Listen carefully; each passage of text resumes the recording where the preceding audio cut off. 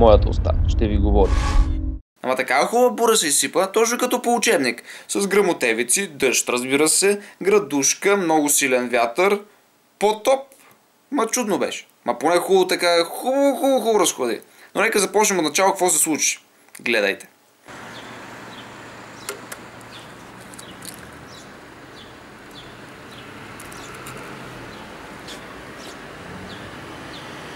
Знаех, че нещо ще бъде много горещо. Исках да изпека едно яйце, понеже покривена работа става като котлон.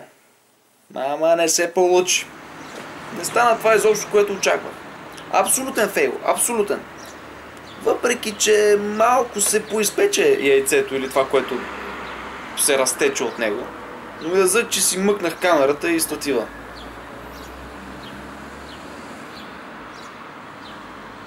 След това обаче небето се отвори и се изля. Ама като ви казвам се изля, аз така бура или не бях виждал, или скоро не бях виждал в Руси. Оставям ви да гледате какво се случва.